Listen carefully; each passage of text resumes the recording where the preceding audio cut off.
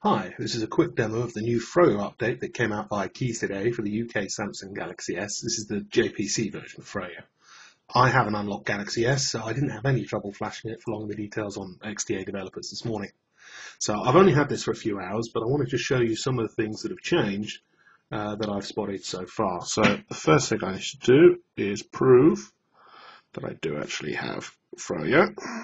So if we go to the About Phone, and you can quite clearly see here, we've got firmware version 2.2, baseband JPC, kernel 2.6.3.2.9, and build is Froyo. So yay for that. So if we look at some of the other settings we wanted to show off, first if I go to the wireless network settings, we've got the mobile AP settings there, so that all goes quite merrily, and it's built into Froyo of course now. This is where the USB settings have turned up, so you can specify where you want to join by keys or the mass storage, etc. So I shall just go into the display. This has changed around a bit. The brightness here is now right at the top, so it's much easier to get to. I use that one quite a bit, so that's useful to have.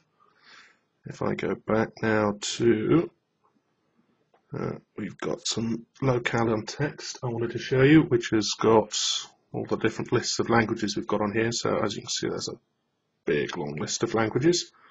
I'm using UK obviously, but I'll scroll through that so you can just check to see which ones, and hopefully yours will be in there that you want to use.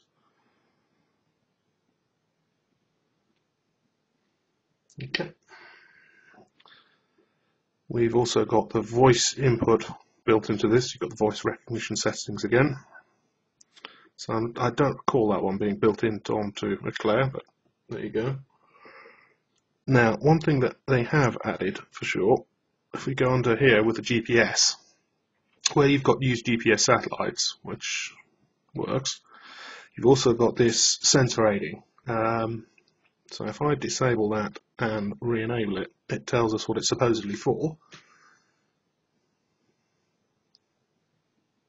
So I presume that's using the compass or the like to help lock you down when you're moving slowly to aid the GPS. So hopefully that'll solve some of the GPS problems people are having with this phone. So I'll now just go and give you a quick view of the sort of general responsiveness of the phone. Sliding between the screens. Obviously the slight lag and delay is more my camera than the phone.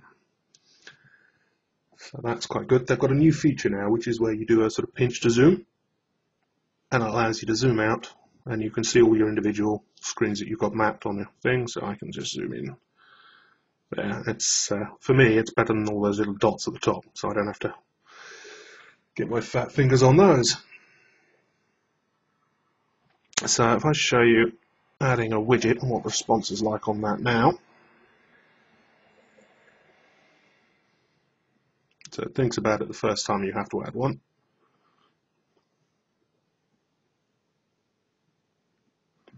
So add the daily briefing. There we go.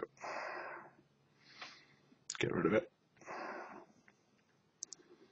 And see, the second time it's much quicker, so I think that's still a problem with the file system, which maybe the lag fix that has been around for these already might help with. But there you go. So I mean, that shows you. Oops. That's again much quicker. And the same applies when you're adding applications to the desktop.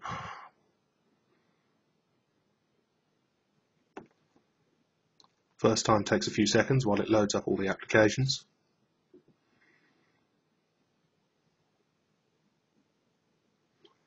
So there's twiddling thumbs here waiting for it.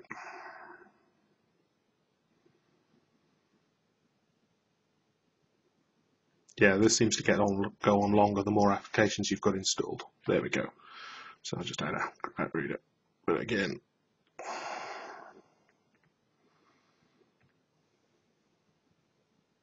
it's normally a bit quicker the second time when it goes through the list. There you go. So again, you'll see it's much quicker. So it's a bit quicker when you're doing all of the applications one after another, but it takes a while when you come back to it after a while. So again, we can load applications to show how quickly the programs load. Again, it's much quicker than the 2.1 stock firmware. That's enough of that. Right. if we go to the applications, I'll show you what it's like when we're loading applications from here. So if I find, say, Evernote, yeah, pretty much straight away. Now, if I find the market, because this has always been the one where the performance has really been visible, how much it really takes a pounding when you're installing applications from here. So if I find,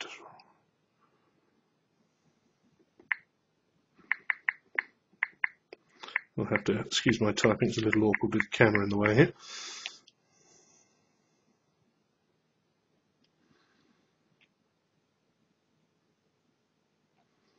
Actually, I got that wrong, didn't I? I wanted barcode scanner.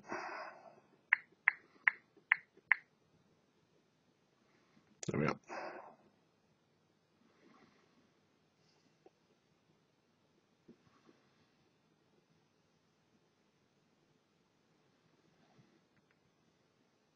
I think that's more a criticism of my internet connection than the market itself at this point. So if I install that, again the usual prompts. And you can see here from the navigation bar it's downloading and installing there. One thing we've actually added with the menu bar here is the auto rotation, so you can actually turn that off easily if you've got a program you want to keep the fixed view on, so if you're reading a book or something. And it makes life a bit easier, so it doesn't keep flipping around on you. So just wait for that to finish installing. Yeah, installing is still quite slow, but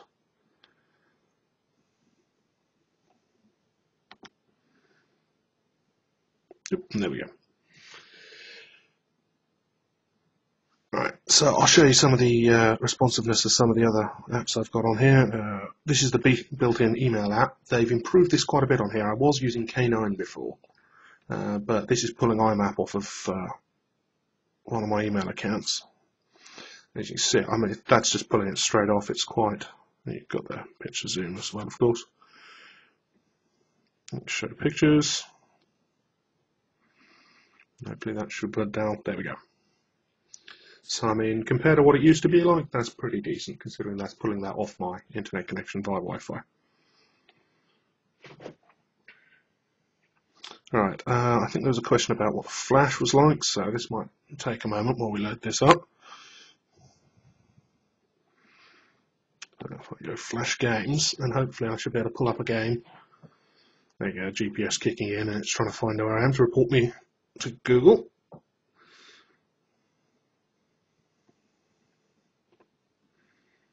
Just picking a random. FlashGames247.com. The future of gaming now.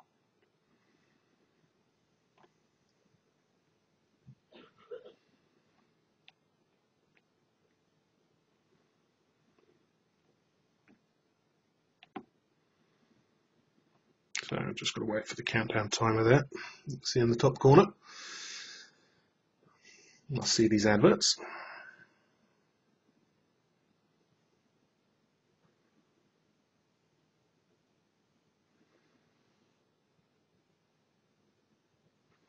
So there we are.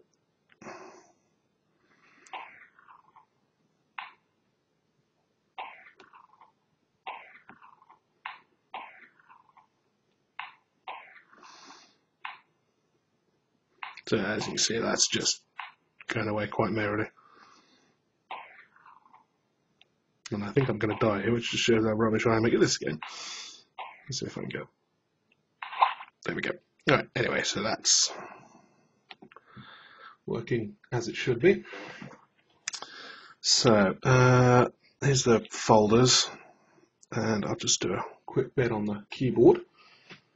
So,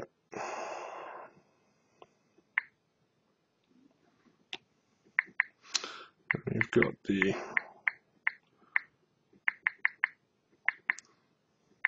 lovely Samsung keyboard there.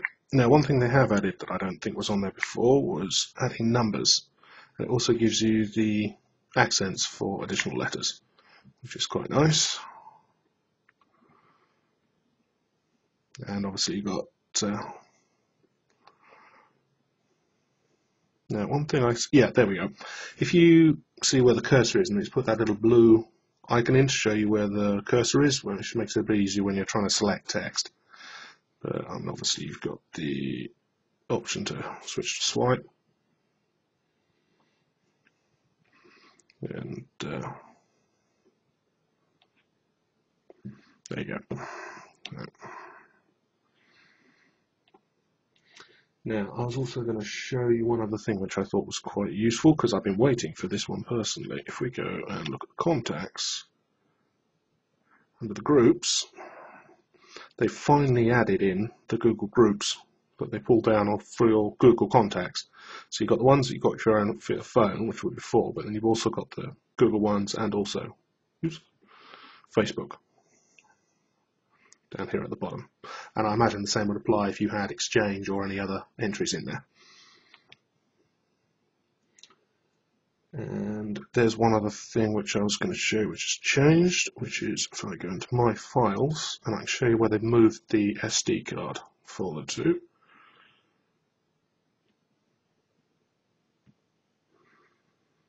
So instead of being on the SD folder as it used to be in here, it's now mounted on external SD. So that's my external SD card. And you can move stuff around, but apart from that, it hasn't changed. But I'm able to write files, read files from there. So anyway, I hope this was helpful. I think that's about all I was going to have to show you that I've noticed so far that's changed. I'm sure I'll be picking up a few more bits about it, but overall I'm very happy with this for the stock firmware, and compared to the prior stock firmware with 2.1 on it, it's much improved.